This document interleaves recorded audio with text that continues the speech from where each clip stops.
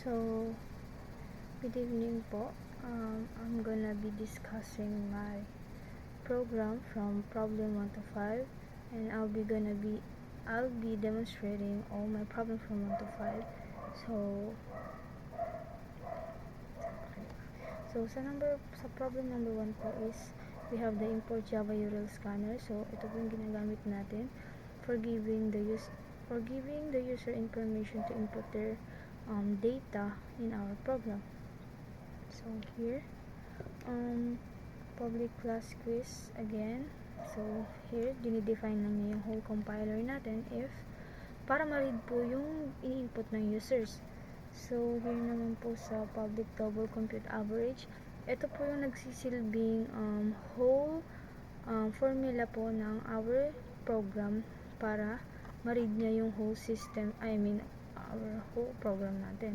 So we will gonna be input our student name, which is my name, and then my score, for example 80, 85, 90.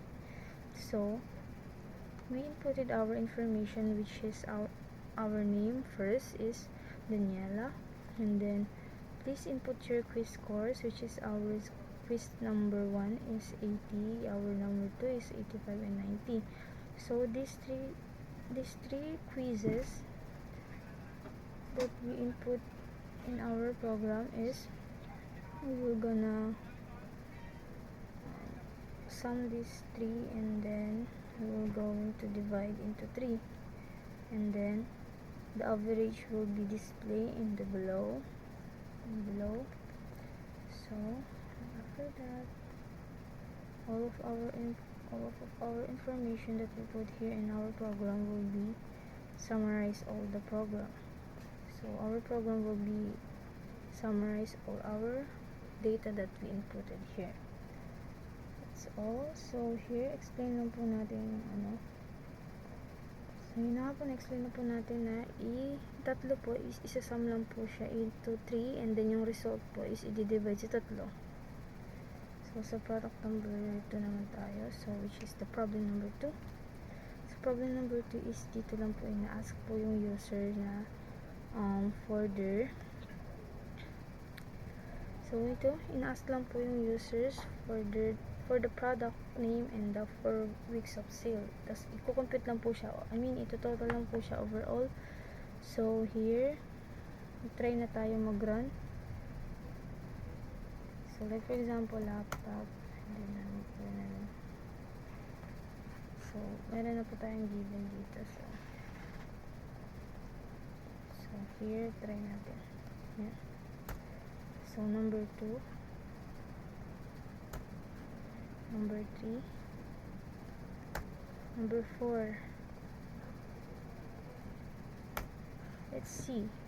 So after we input our week 4 of our sales, so our program will gonna read all the information that we input, or data and then the program will summarize all the information or data that we inputted here.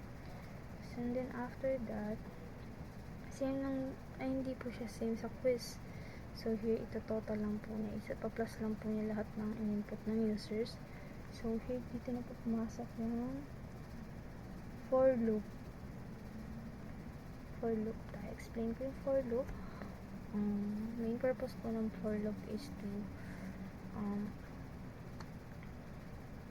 give the example. So sa 0, so ang users po is given the chance to input their apat na beses po siya tatanungin ng program natin for week 1.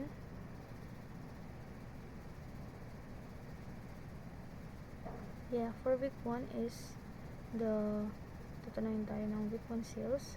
Pag nag-input na yung users is ka-cancel out na po siya. So magiging 1 na siya hanggang sa ma-reach niya po yung main goal, which is yung 4. Kapag na-reach na yung main goal, which is yung 4, is na po ba silang dalawa? Mas mababa pa rin ba si index kay 4? So, hindi, diba? So, basically, yung program natin is mag-i-stop na siya once na ma-reach niya yung 4. Kasi nga, hindi na siya, nag-invalid na siya kasi hindi na mas mababa si index kay 4. So, basically, mag-stop na yung asking question for the program. So, naman po, for the for loop. So, here, in-store po niya, sinummarize yung whole data, which is yung product name, tapos yung formula, tapos dinotal lang siya overall. So, sa problem number 3 naman po tayo. Problem number 3, which is the athlete program. Sa athlete program, ito po is, ina-ask po ng program yung users to input their 5 times and then finds the fastest one. Try natin. So, here, same lang din po sa ginawa natin kanina explanation, which is the for loop. I think same lang naman po sila overall. Ay, ito na yung difference na. So, pero same lang din po sila sa explanation. If yung time is na-reach na yung mean time, kunyari, for example, ito, 3, and then ito is 5. Kapag na-reach nyo na yung 5, so hindi na mas mababa si time kaysa kay mean 4. So, basically, yung program is mag-i-stop na siya for asking the user to input their information or data. Yan po. Kaya natin mag-run ng simulation.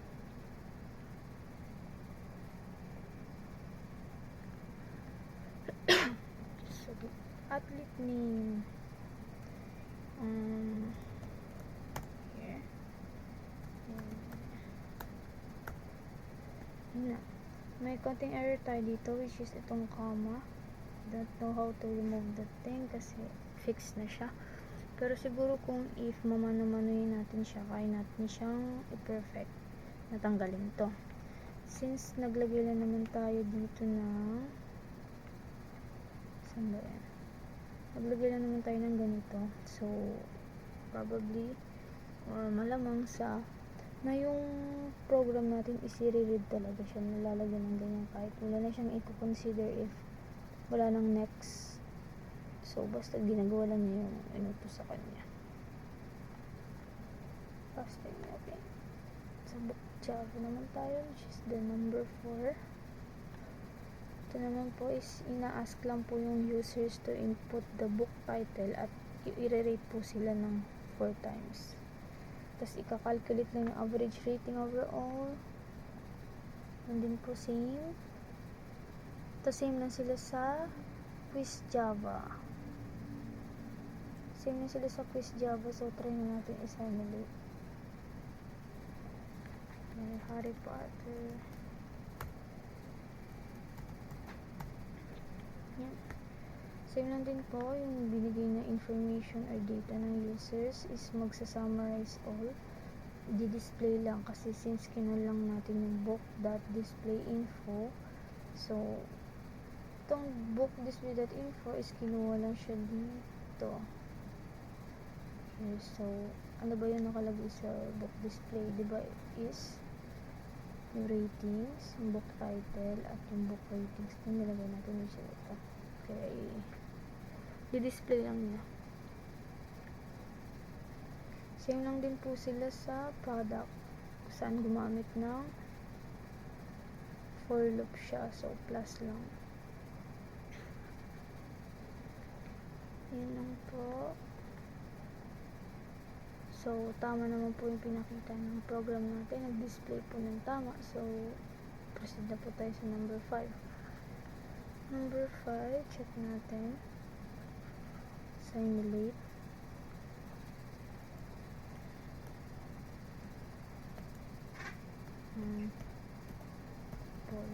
Here. So, let's try. Here.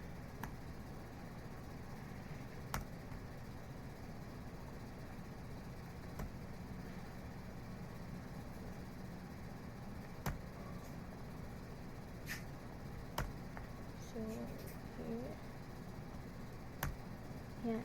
So, yun lang din po, same lang din po. Ito total lang siya, same lang din po sa ginawa ng product. So, nagkaroon po tayo ng decimal since ginamitan po natin siya ng double. Double means is for when you input a number that has the decimal, so you will declare as double. So, for integer naman is the whole number. Since yung kinukuha po dyan is yung income.